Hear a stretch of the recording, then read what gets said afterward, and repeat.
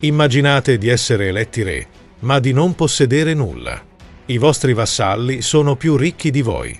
Il vostro esercito è inesistente.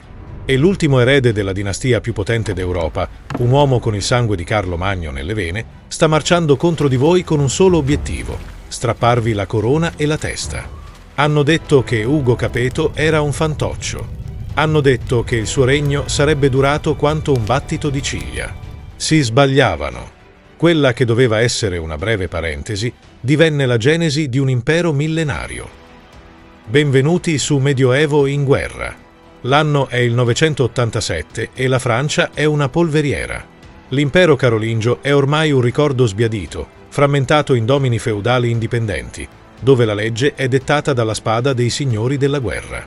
In questo vuoto di potere, l'assemblea di Senlis compie l'impensabile: scavalca il legittimo erede carolingio, Carlo di Lorena, per eleggere Ugo Capeto. Ma perché i nobili scelsero proprio lui? Perché credevano fosse debole.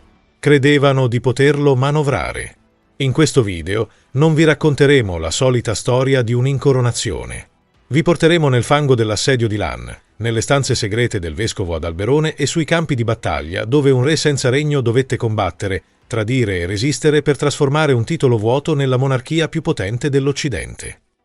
Nel maggio dell'anno 987, una battuta di caccia nella foresta di Senlis cambiò per sempre il destino dell'Europa. Luigi V, re dei Franchi occidentali, morì improvvisamente, forse a causa di una caduta da cavallo o di una febbre fulminante. Aveva solo 20 anni. Con la sua morte si spegneva la linea diretta della dinastia carolingia, quella stirpe leggendaria che risaliva a Carlo Martello e a Carlo Magno. Luigi, passato alla storia con lo sfortunato epiteto di il fannullone, qui nihil fecit, colui che non fece nulla, lasciava dietro di sé un regno nel caos e, fatto ancor più grave, nessun erede diretto. Per comprendere la gravità di questo momento, dobbiamo guardare alla mappa della Francia del X secolo. Non dobbiamo immaginarla come la nazione compatta che conosciamo oggi.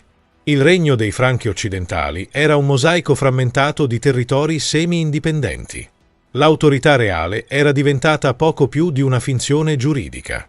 I domini diretti della corona si erano ridotti drasticamente a una piccola striscia di terra intorno a Lannes, Compiègne e Reims. Il re non era più il sovrano assoluto, ma un primus inter pares, un primo tra pari, spesso meno ricco e meno potente dei suoi stessi vassalli. A circondare questo fragile nucleo reale vi erano i grandi principati territoriali, il ducato di Normandia, dove i discendenti dei vichinghi avevano consolidato un potere formidabile, la contea di Fiandra, ricca e autonoma, il vasto ducato d'Aquitania a sud e, naturalmente, i possedimenti dei Robertians, la potente famiglia che dominava l'area tra la Senna e il fiume Laira. A capo di questi ultimi vi era Ugo, soprannominato Capeto, forse per la cappa che indossava come abate laico, già insignito del titolo di Dux Francorum, duca dei Franchi. Ugo non era un re, ma agiva come tale, amministrava terre vaste, comandava eserciti fedeli e tesseva reti diplomatiche complesse. La morte di Luigi V aprì una voragine politica. Secondo la tradizione salica e il diritto di sangue, la corona aspettava di diritto all'unico parente maschio sopravvissuto, Carlo, duca della Bassa Lorena, zio del defunto re. Carlo aveva il sangue di Carlo Magno nelle vene. Sulla carta, la sua pretesa era inattaccabile. Tuttavia, la politica del X secolo non rispondeva solo al sangue, ma agli interessi. Carlo di Lorena era un personaggio profondamente controverso. Anni prima aveva commesso quello che per la nobiltà franca era un peccato imperdonabile. Aveva giurato fedeltà all'imperatore Ottone II di Germania per ottenere il ducato di Lorena. Agli occhi dei grandi feudatari francesi, Carlo non era un principe franco, ma un vassallo straniero, un uomo che aveva svenduto il proprio onore a una potenza rivale. Inoltre, le cronache del tempo, come quelle del monaco Riquero di Reims, ci dipingono un Carlo che aveva scandalizzato l'aristocrazia, sposando la figlia di un vassallo di basso rango, macchiando così la purezza del sangue reale. La Francia si trovò dunque a un bivio storico.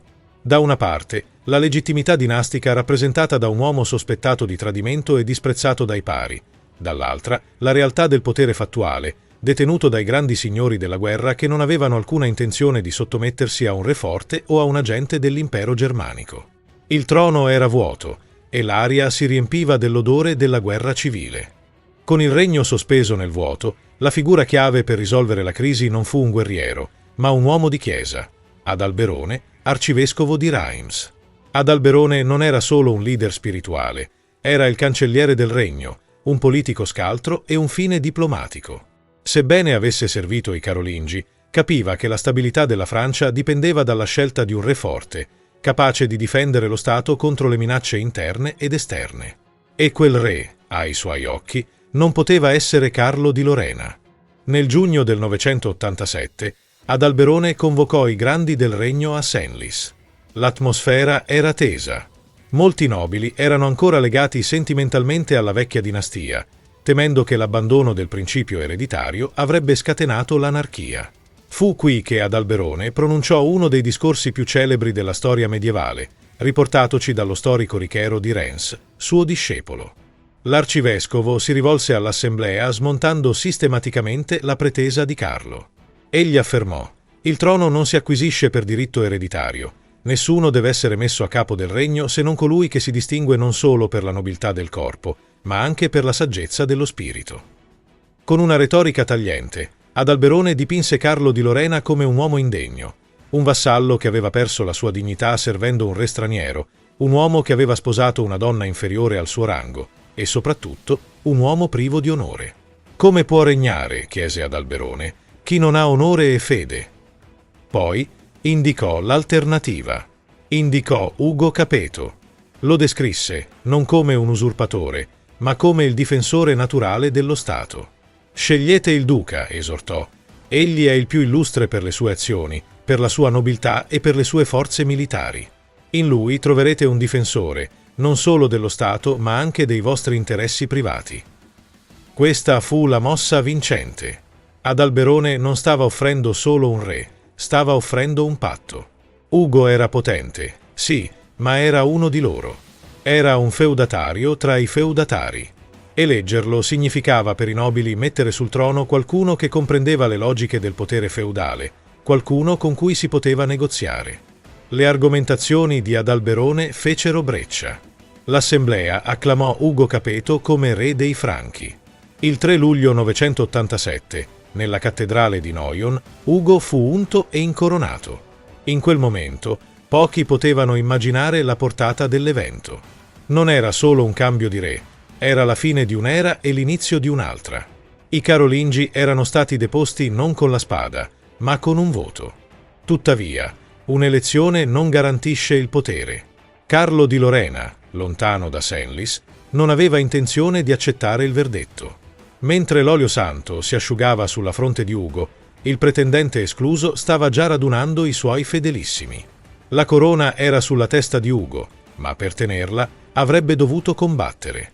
Il colpo di Stato di Senlis aveva acceso la miccia della guerra civile.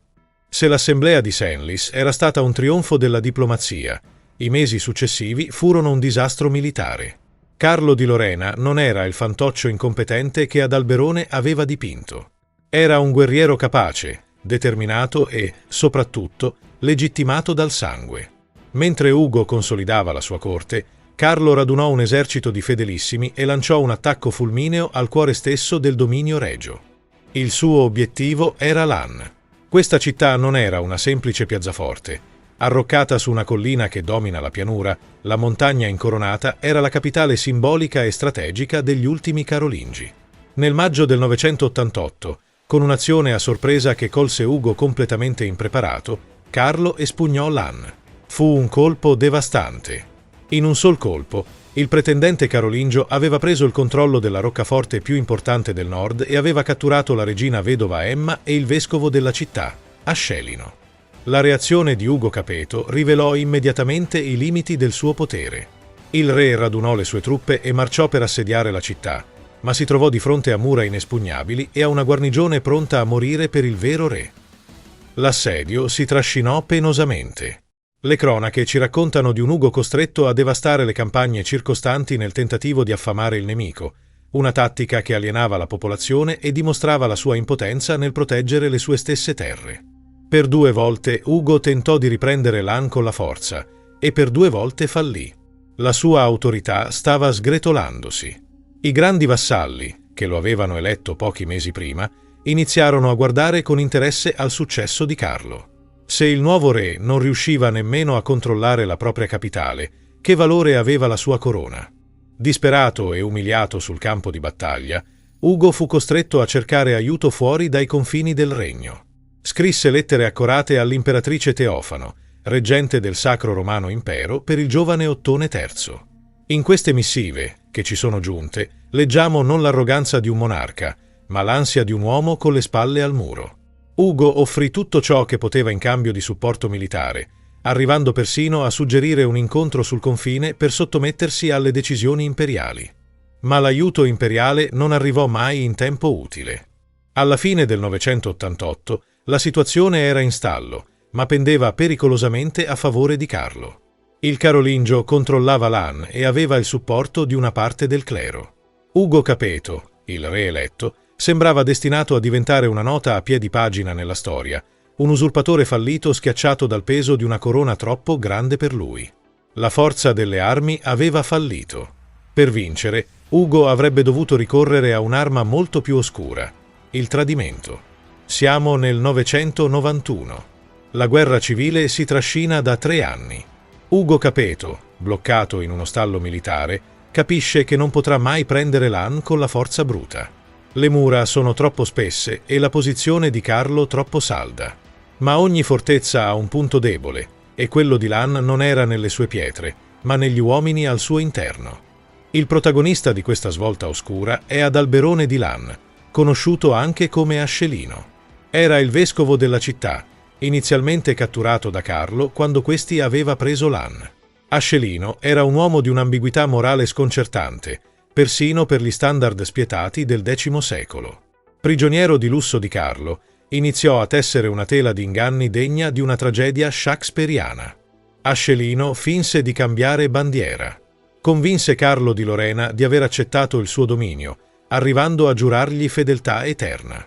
Per un uomo del Medioevo, la parola data era sacra, specialmente se pronunciata da un vescovo. Ma Ascelino andò oltre. Per dissipare ogni dubbio del Carolingio, giurò fedeltà sulle sacre reliquie dei santi, un atto che garantiva la dannazione eterna in caso di spergiuro. Carlo, accecato forse dalla disperazione di trovare alleati o dall'arroganza del proprio diritto divino, si fidò. Fu l'errore che gli costò tutto. Ascelino divenne il confidente del pretendente, muovendosi liberamente dentro e fuori le mura, fingendo di negoziare per conto di Carlo mentre, in realtà, preparava la trappola con Ugo Capeto. La notte del destino fu quella della Domenica delle Palme del 991. Mentre la città di Lan dormiva, cullata dalla sicurezza delle festività sacre, Ascelino mise in atto il suo piano. Dopo un banchetto, attese che Carlo e la sua scorta si ritirassero nelle loro stanze, appesantiti dal vino e dalla stanchezza. Nel cuore della notte, il vescovo aprì personalmente le porte della città e della torre reale. I soldati di Ugo Capeto entrarono in silenzio. Non ci fu una grande battaglia, né un duello epico. Carlo di Lorena si svegliò circondato dalle spade nemiche, tradito dall'uomo che aveva giurato sulla propria anima di proteggerlo. L'ultimo erede di Carlo Magno fu trascinato fuori dal suo letto in catene, insieme alla moglie e ai figli. La cattura di Carlo segnò la fine istantanea della guerra civile.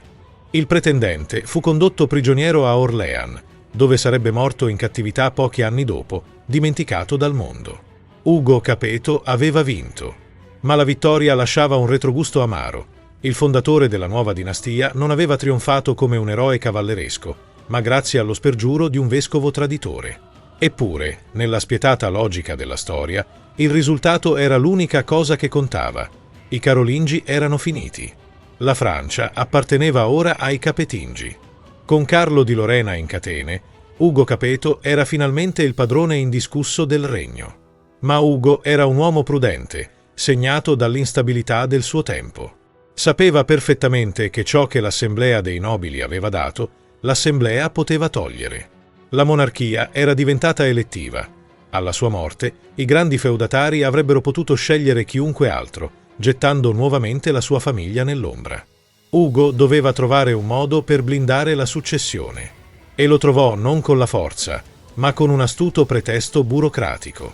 Pochi mesi dopo la sua incoronazione, ancora nel 987, Ugo annunciò di aver bisogno di un aiuto per governare e difendere il regno, citando una presunta spedizione militare contro i Mori in Spagna che lo avrebbe tenuto lontano. Convinse così i nobili e l'arcivescovo ad Alberone a incoronare il suo giovane figlio, Roberto, come Rex Designatus, re associato. Il giorno di Natale del 987, il quindicenne Roberto fu unto re. Era un capolavoro politico. Da quel momento, alla morte di Ugo, non ci sarebbe stata nessuna elezione, nessun vuoto di potere. C'era già un re. Questa pratica, chiamata associazione al trono, fu ripetuta dai successori di Ugo per secoli, fino a quando il principio ereditario divenne così radicato da non richiedere più cerimonie anticipate. Ugo Capeto morì tranquillamente nel suo letto nel 996, un lusso raro per i sovrani dell'epoca. Non fu un conquistatore come Carlo Magno, né un santo come sarebbe stato suo discendente Luigi IX. Il suo regno diretto fu breve, appena 9 anni, e il suo potere reale rimase geograficamente limitato. Molti storici lo hanno descritto come un re cauto, quasi timido, che passò più tempo a negoziare con i vescovi che a guidare cariche di cavalleria. Eppure, il suo successo è innegabile. Dove i Carolingi si erano estinti tra faide familiari e divisioni territoriali, i Capetingi prosperarono.